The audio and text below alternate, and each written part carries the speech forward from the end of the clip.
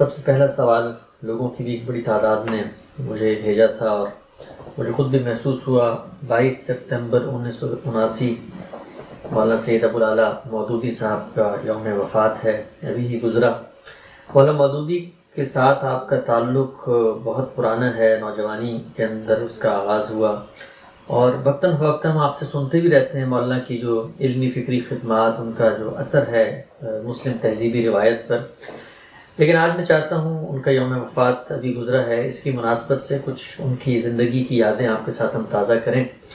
میں پوچھنا یہ چاہتا ہوں آپ سے کہ آپ کا ایک نوجوانی میں ان سے تعلق ہوا، قریب رہنے کا موقع ملا، ان کی ذاتی زندگی، معاملات، ڈسپلن اور پھر ان کی جو شخصیت کے اندر ایک بلندی اور رفت اور پھر اخلاقی وجود کی جو پاکیزگی کے ہم واقعات سنتے ہیں، کچھ آپ اپنی زبانی بتائیں، آپ کے کیا ایکسپیرینس رہے اور آپ کے کیا تاثرات ہیں ان کی شخصی حیثیت کے حوالے سے۔ اس سے پہلے میں دو باتوں کی وضاحت کر دوں۔ ایک یہ کہ بہت سی شخصیات کے بارے میں آپ پوچھتے رہتے ہیں، اندازہ ہوتا ہے کہ شاید کچھ ایک سلسلہ ہی آپ نے شروع کر دیا ہے۔ اس میں نے بعض ایسی شخصیات کے محاسن بیان کیے ہیں یا ان کی خوبیوں کی طرف لوگوں کو توجہ دلائی ہے جن کے بارے میں لوگ جانتے ہیں کہ میں ان سے بہت سخت اختلاف رکھتا رہا ہوں۔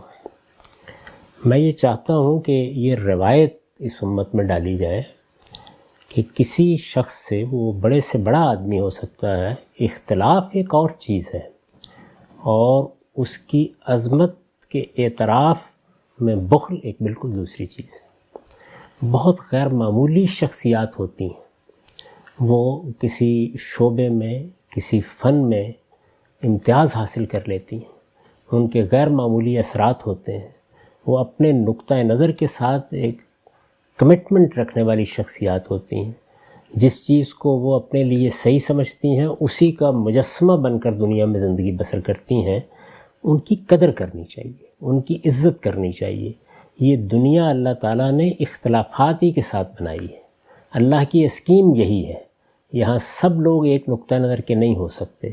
تو ہمارے یہاں ایک بہت بڑی غلطی یا ایک بہت ہی غلط رویہ یہ پیدا ہو گیا ہے کہ جس شخص سے آپ اختلاف کرتے ہیں، اور وہ اختلاف میں نے جس طرح عرض کیا کہ وہ نظری بھی ہوتا ہے، بعض اوقات عملی نوعیت کا ہوتا ہے، یعنی ایک شخص کے فکر سے یا ایک شخص کے کام سے کچھ نقصانات ہوتے ہیں جن کی طرف آپ توجہ دلاتے ہیں، لیکن یہ بالکل ایک الگ بات ہے۔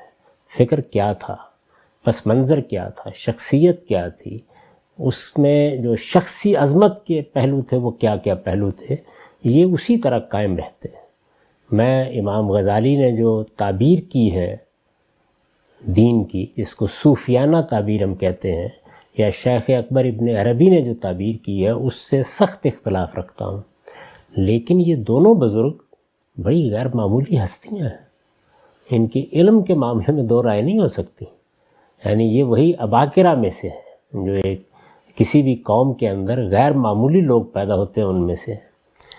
تو ایک بات میں عرض کرنا چاہتا ہوں۔ دوسری بات یہ ہے کہ شخصیات جب آپ خاص طور پر مذہبی پس منظر میں دیکھتے ہیں تو اس میں ایک وہ شخصیات ہیں جو کسی خاص علم اور فن میں اپنا امتیاز پیدا کرتی ہیں۔ جیسے فقہ میں ہم امام ابو حنیفہ کا ذکر کرتے ہیں، امام مالک کا، امام شافعی کا، احمد بن حنبل کا، اور دوسرے بعض ائمہ کا ذکر کرتے ہیں۔ نحو میں سیبوی کا ذکر کرتے ہیں، زمخشری کا ذکر کرتے ہیں، فرا کا ذکر کرتے ہیں۔ اسی طرح لغت میں خلیل بن احمد کا ذکر کریں گے یا بعد کے لوگوں کا ذکر کریں گے۔ تو دنیا میں جتنے بھی علوم ہو سکتے ہیں ان میں کچھ لوگ اپنے اپنے علم میں ممتاز ہوتے ہیں، تو اس طرح مذہبی علوم میں بھی اپنے امتیازات ہیں۔ اب جو حیثیت مثلا اصول میں امام شافعی کی ہے یا شاطبی کی ہے یا مثال کے طور پر ابن حزم کی ہے، تو یہ اپنی جگہ ایک امتیاز رکھتی ہے۔ ایک دوسرا پہلو جس کی طرف میں نے لوگوں کو بہت توجہ دلائی ہے وہ یہ ہے کہ ایسے جلیل القدر اہل علم پیدا ہوئے ہیں ہمارے ہاں کہ جنہوں نے کسی ایک فن میں نہیں بلکہ پورے کے پورے دین کی تعبیر کرنے میں بڑی غیر معمولی خدمت انجام دی ہے۔ یعنی ایک تو یہ نا کہ آپ نے فقہ میں کام کیا، آپ نے لغت میں کام کیا، آپ نے علم کلام میں کام کیا، یہ مختلف فنون ہیں۔ آج کل کی تعبیر میں لوگ اس کو اس طرح سمجھ سکتے ہیں کہ جیسے طب میں ہم کہتے ہیں کہ فلاں صاحب جو ہیں وہ دل کے ڈاکٹر ہیں، اور فلاں صاحب آنکھ کے ڈاکٹر ہیں، اور فلاں صاحب دانتوں کے ڈاکٹر ہیں، تو اس طرح فنون میں امتیاز، لیکن بحیثیت مجموعی پورے کے پورے دین کی تعبیر کا کام بعض لوگوں نے کیا ہے، جس کی ایک بڑی مثال امام غزالی ہے۔ ان کی احیاء العلوم دین کی صوفیانہ تعبیر کا شاہکار ہے، اور اسی میں پھر انہوں نے کیمیائے سعادت کے نام سے اس کا خلاصہ لکھا ہے۔ یہی کم و بیش حیثیت ابن تیمیہ کی اور ان کے شاگرد ابن قیم کی ہے، یعنی جو دین کی سلفی تعبیر ہے جس میں روایت کو اصل حیثیت حاصل ہے، اس کا بڑا ہی غیر معمولی نمونہ آپ کو ان دونوں بزرگوں کے ہاں ملتا ہے۔ یہ میں جس پہلو کی نشاندہی کر رہا ہوں یہ کوئی آسان چیز نہیں ہے، یعنی کسی ایک فن میں اختصاص وہ بھی اپنی جگہ بڑی غیر معمولی بات ہے، لیکن بحیثیت مجموعی پورے دین کے ماخذ کو سامنے رکھ کر دین کا مقصد کیا ہے، دین کے مختلف احکام کا ربط کیا ہے، کیا چیزیں ہیں کہ جن کو آپ ایک ربط و نظام میں لاتے ہیں تو اس سے دین کی ایک تصویر بنتی ہے، پوری دینی شخصیت کیا چیز ہوتی ہے، دین کی مختلف اصطلاحات کس طرح ایک دوسرے کے ساتھ مل کر ایک تصور آپ کے سامنے لاتی ہیں، یہ بہت بڑا کام ہوتا ہے۔ یعنی اس میں آسان نہیں ہوتا تمام معاملات کو ایک ربط و نظام دینا، تو سلفی تعبیر کی وہ نمائندگی کرتے ہیں۔ پھر یہ کہ ہمارے ہاں جو علم کلام کی روایت پیدا ہوئی، اسی طرح صوفیانہ تعبیر میں نے ذکر کیا، ان دونوں چیزوں کو بھی سامنے رکھیں اور ہمارے ہاں محدثین نے جو کام کیا اس کو بھی سامنے رکھیں، تو ایک بڑی جامع الصفات شخصیت شاہ ولی اللہ کی ہے۔ یعنی ہندوستان بھی اس میں پیچھے نہیں رہا۔ شاہ ولی اللہ کا معاملہ یہ ہے کہ انہوں نے بھی، آپ انہی حجت کو دیکھیے، آپ ان کی تفہیمات کو دیکھیے، آپ ان کی باقی کتابوں کو دیکھیے، خاص طور پر حجت اللہ البالغہ، تو وہ بھی پوری ایک جامع تصویر دین کی بناتے ہیں۔ یعنی فلسفہ کیا ہے، کس چیز کے اوپر بنیادیں رکھی گئی ہیں، احکام کا باہمی ربط کیا ہے، ان کی حکمت کیا ہے، پھر پورے دین کا تاریخی پس منظر کس طرح سے متعین ہوتا ہے، تو اس پر وہ بڑی بے نظیر کتاب ہے جو انہوں نے لکھی ہے۔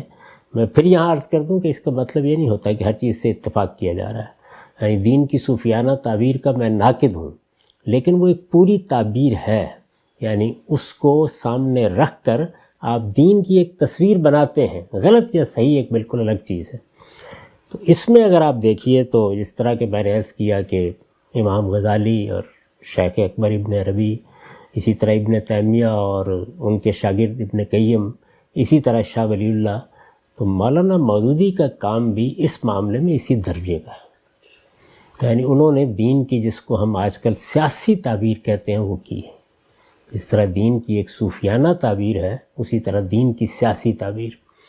اس وقت آپ اگر پوری مسلمان امت پر نگاہ ڈال کے دیکھیں تو 80-90% لوگ تو امام غزالی ہی کی تعبیر پر کھڑے ہیں، لیکن اگر کسی مقابل میں تعبیر نے اپنی جگہ بنائی ہے اور بہت لوگوں کو متاثر کیا ہے اور نوجوانوں کو متحرک کیا ہے اور دنیا بھر کی تحریکوں کے لیے مہمیز کا کام دیا ہے، آپ اخوان کو دیکھیں، معشومی کو دیکھیں، آپ ملیشیا کے اندر جو اسلامی تحریکیں ہیں ان کو دیکھیں، آپ ترکی میں دیکھیں، ایران میں دیکھیں، تو اس میں نوجوانوں کو متحرک کرنے، انقلاب کا داعیہ پیدا کرنے، سیاسی جدوجہد کو اپنی منزل قرار دے کر میدان میں نکلنے کے لیے جو علمی لحاظ سے ایک جامع ترین تعبیر ہے، وہ مولانا سید ابو العلا صاحب مودودی نے پیش کی ہے۔ جب یہ بات کہی جاتی ہے تو اس کا ہرگز یہ مطلب نہیں ہوتا کہ دوسرے اہل علم نے اس پر کام نہیں کیا ہوتا۔ یعنی بے شمار چیزیں ہیں کہ جو مثلا آپ کو سیاسی پہلو سے علماء دیوبند کے ہاں ملیں گی، آپ کو علماء بریلی کے ہاں ملیں گی، آپ کو اہل حدیث حضرات کے ہاں ملیں گی، آپ کو اسی طریقے سے عالم عرب کے بہت سے لوگوں کے ہاں ملیں گی، بہت سے امتیازات آپ کو حسن البنا کے ہاں نظر آئیں گے، لیکن جس طرح سے خالص علمی بنیادوں پر مولانا سید ابو العلا صاحب مودودی نے اس کو بیان کیا ہے، وہ آپ کو کوئی دوسری مثال نہیں ملتی۔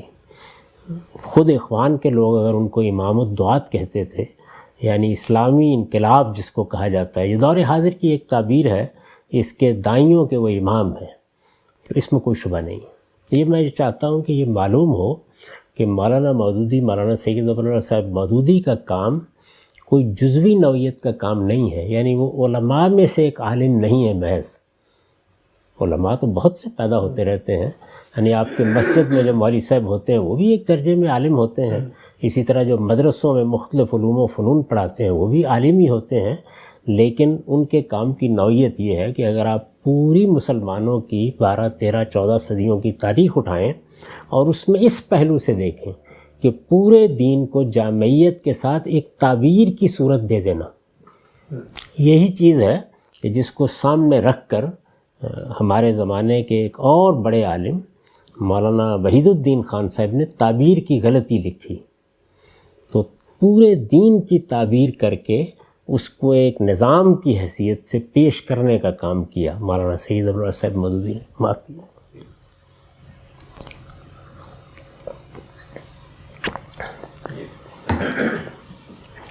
آپ جانتے ہیں کہ میں اس سے شدید اختلاف رکھتا ہوں. اختلاف اپنی جگہ، لیکن کام کی اہمیت اپنی جگہ. جب اس درجے کی ایک تعبیر سامنے آ جاتی ہے تو جس طرح کہ میں نے عرض کیا کہ پھر وہ بے شمار لوگوں کو متاثر کرتی ہے. وہ اپنے فلسفے کے لحاظ سے، اپنے اطلاقات کے لحاظ سے، اپنی جامعیت کے لحاظ سے جو چیز اس میں آپ کے لیے ایک داعیہ بن کے آپ کے پورے وجود کے اندر حرکت پیدا کر دیتی ہے، اس کے اعتبار سے بڑی غیر معمولی چیز ہوتی ہے. تو نوجوانی کے زمانے میں کئی بار عرض کر چکا ہوں کہ ہم بھی اس سے متاثر ہوئے. میں نے بتایا تھا آپ کو اس سے پہلے بھی گفتگو کرتے ہوئے کہ میں جب مدرسے میں تھا تو میرے اساتذہ میں 2 غیر معمولی شخصیات تھیں. یعنی سید شیر محمد صاحب، وہ ہمارے اسکول کے صدر مدرس تھے، اور نصیر الدین ہمایوں صاحب، وہ تاریخ پڑھاتے تھے. تو ان دونوں اساتذہ کے زیر اثر مولانا سید ابوالعلا صاحب مودودی سے میرا تعارف ہو گیا اسی زمانے میں. اور میں نے پہلی مرتبہ مولانا کو، میں جب 9ویں جماعت میں پڑھتا تھا، 66 کی بات ہوگی، پہلی مرتبہ اس وقت ان کو دیکھا یہیں لاہور میں. اور اگر آپ واقف ہیں اس بات سے تو لاہور میں ایک YMCA ہال ہے، اس میں ان کی تقریر پہلی مرتبہ سنی.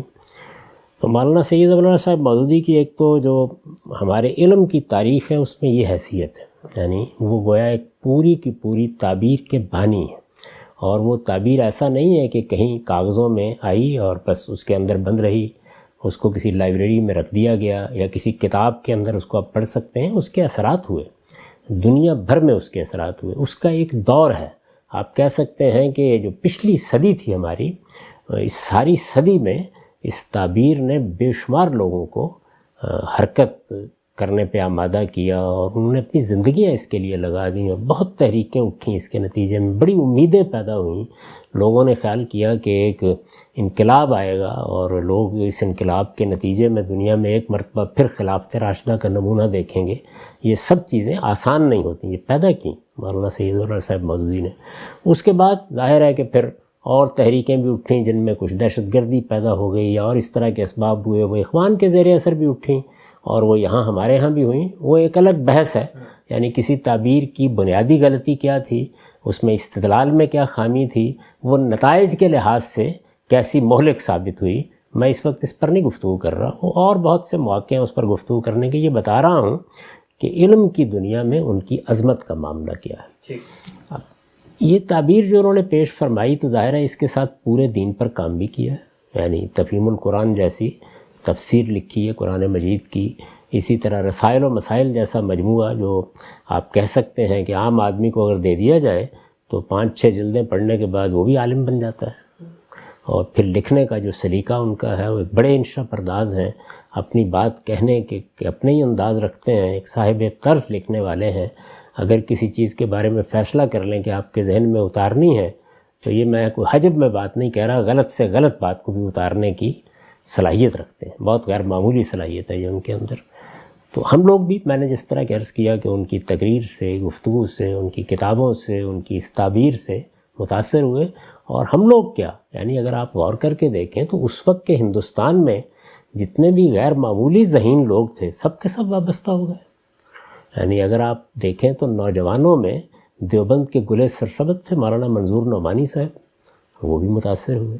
اسی طرح ندوے میں سید سلیمان ندوی تو خیر بزرگوں میں ہے، یا مولانا ابوالکلام آزاد ان کے متاثر ہونے کی تو کوئی وجہ نہیں ہو سکتی تھی، لیکن مولانا علی میاں آئے ان کے پاس۔ اسی طرح مدرسۃ الاصلاح، مدرسہ فراہی، اس میں مولانا امین حسن اصلاحی کی شخصیت کوئی معمولی شخصیت نہیں ہے۔ وہاں مدرسۃ الاصلاح میں مولانا اختر احسن تھے، تو یہ سب لوگ بھی متاثر ہوئے اور شامل ہوئے ان کے ساتھ، ان کی جد و جہد میں شامل ہوئے۔ سب لوگوں نے تحسین کی ان کی۔ یہ آسان کام نہیں ہوتا کہ ایک آدمی اتنے بڑے پیمانے پر اپنے زمانے کے علم کو، اپنے زمانے کی دانش کو اپنے ساتھ آنے کے لیے آمادہ کر دے۔ جو چیزیں انہوں نے لکھیں ان کے بزرگوں نے بھی تحسین کی۔ مولانا ابوالکلام آزاد تو ظاہر ہے کہ بزرگوں ہی میں تھے، انہوں نے تحسین کی۔ علامہ اقبال نے ان کی الجہاد فی الاسلام کی بہت تحسین کی۔ اب میں پھر عرض کر دوں کہ یہاں اختلاف اتفاق زیر بحث نہیں ہے، یعنی ایک شخص کی زبان، ادب، کلام، استدلال، لکھنے کے طریقے، مواد جمع کرنے کے طریقے، اس کی وسعت مطالعہ، جس طرح سے اس نے ایک پورے نظم کو سامنے رکھ کر چیزیں بیان کیں، اس سے بہت لوگ متاثر ہوئے، بہت لوگ قریب بھی آئے۔ تو ہم نوجوان بھی اپنے زمانے میں متاثر ہوئے جب میرے جلیل القدر استاذ مولانا امین حسن اصلاحی ان کے ساتھ آ گئے، یعنی اپنا مدرسہ چھوڑ دیا، اور یہ معلوم ہے کہ پٹھان کوٹ میں منتقل ہو گئے، اور پھر لاہور بھی ان کے ساتھ آئے، اور کم و بیش 15-16 سال تک ان کے ساتھ رہے۔ پھر اس کے بعد وصل و فصل کی ایک داستان ہے، وہ اس وقت چھیڑنے کا محل نہیں ہے۔ تو بہرحال میں گزارش کر رہا تھا کہ اتنے بڑے پیمانے پر اثرات بھی ہوئے۔ پھر جب ان کی تصنیفات کے عربی زبان میں ترجمے ہوئے اور عالم اسلام میں یہ بات پہنچی، تو وہاں بھی لوگ بہت متاثر ہوئے، حکمران بھی متاثر ہوئے۔ ڈاکٹر اسرار احمد صاحب نے لکھا ہے ایک مرتبہ کہ میں بھی اتفاق سے وہاں گیا ہوا تھا، اور مولانا سید ابوالولد صاحب مودودی بھی عرب میں گئے ہوئے، سعودی عرب میں، تو میں نے دیکھا کہ بالکل بادشاہوں کا سب پروٹوکول ان کو دیا جا رہا ہے اس موقع کے اوپر، اور اسی طرح وہ رابطہ میں دوسری جگہوں پر بھی اسی امتیاز کے ساتھ شریک رہے، اور ان کی دعوت یا ان کے پیغام کو ایک پذیرائی حاصل ہوئی۔ یہ معلوم ہے کہ عالم اسلام نے جیسے وہاں نوبل انعام ہے، تو یہاں جو فیصل ایوارڈ کا اجرا کیا تو سب سے پہلا انہی کو دیا گیا۔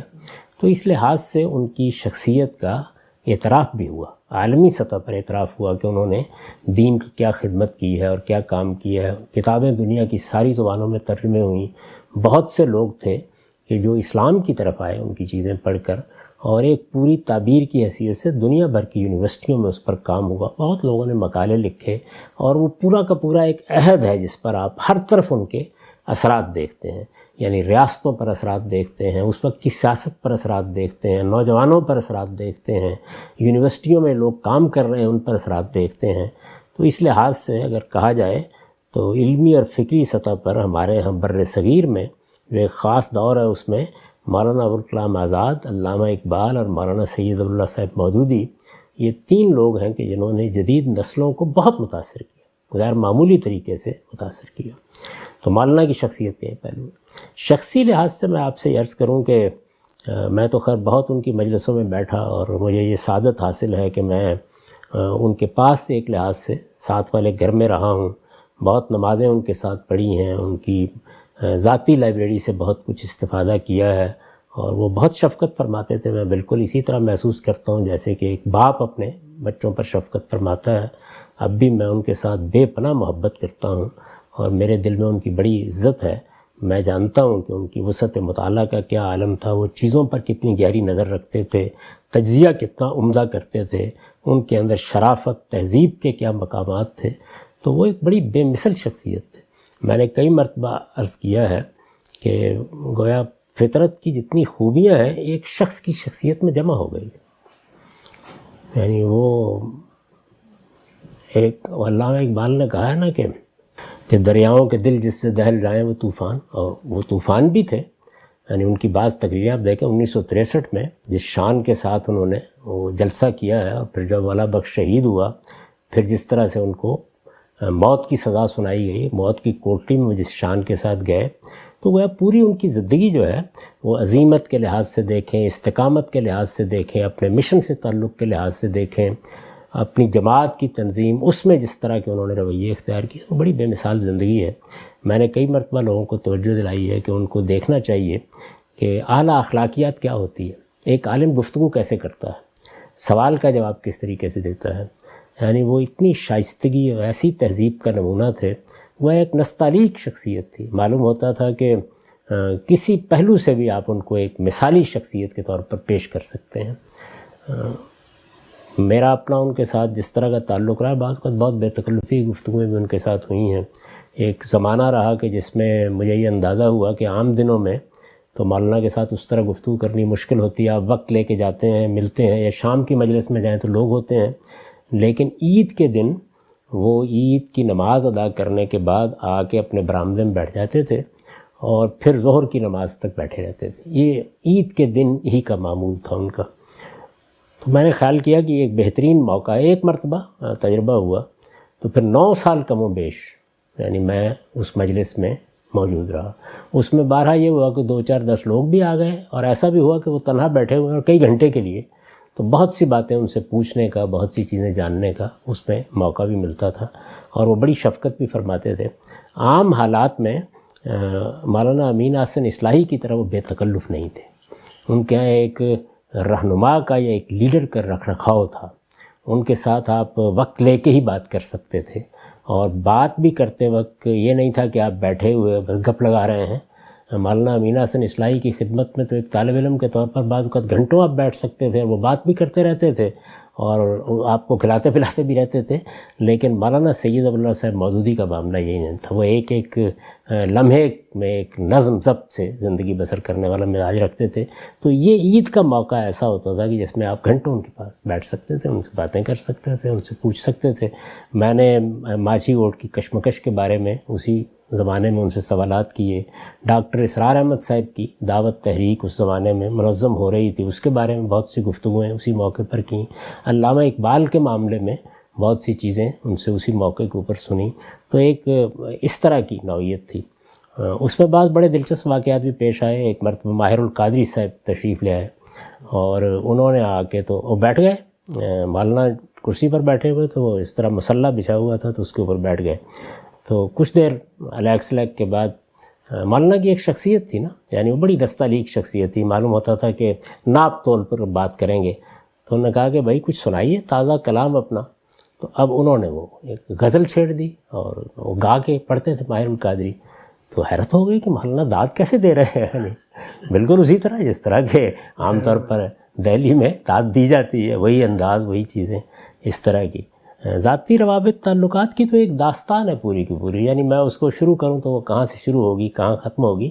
میں صرف خلاصے کے طور پر یہ عرض کر دیتا ہوں کہ اپنی وسعت مطالعہ کے لحاظ سے، اپنے ذہن کے لحاظ سے، مسلمانوں کی تاریخ سے اور ان کے علوم سے واقفیت کے لحاظ سے، اپنی بات کہنے کے اسلوب کے اعتبار سے، اسی طرح سے جن چیزوں کو وہ مانتے تھے ان پر عمل کے لحاظ سے وہ ایک مثالی شخصیت تھے۔ ان کی زندگی کے مختلف پہلوؤں پر گھنٹوں باتیں کی جا سکتی ہیں۔ تو اس وجہ سے بس ایسے چند ذاتی چیزیں میں نے آپ کو سنا دی۔